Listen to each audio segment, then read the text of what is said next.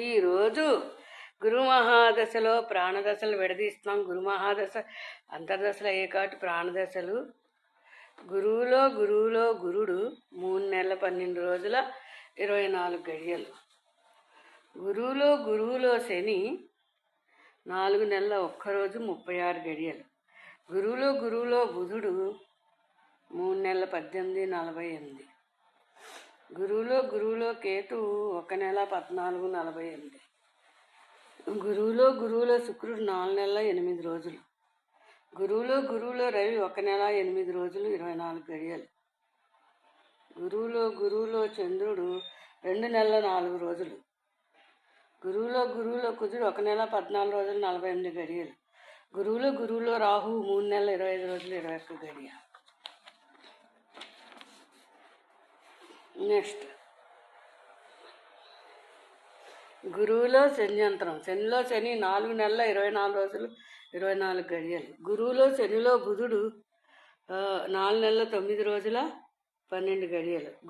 శనిలో కేతువు 1 నెల 23 12. శనిలో శుక్రుడు 5 నెలల 2 రోజులు.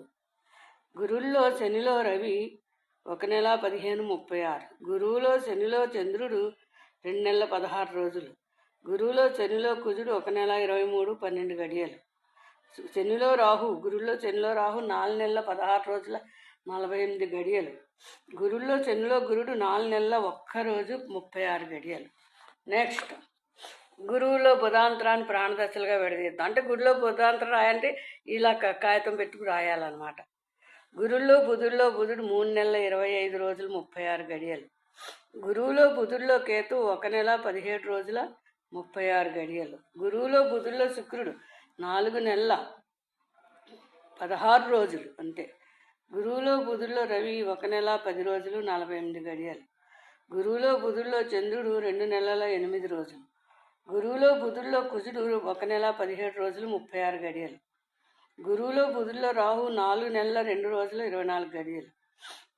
బుధుడిలో గురుడు 3 నెలల 18 రోజులు 48 గడియలు. బుధుడిలో శని 4 నెలల 9 రోజుల 12 గడియలు. ఈ విధంగా గురువులో బుధాంతరం ఉంటుంది. నెక్స్ట్ గురువులో కేతు అంతరం.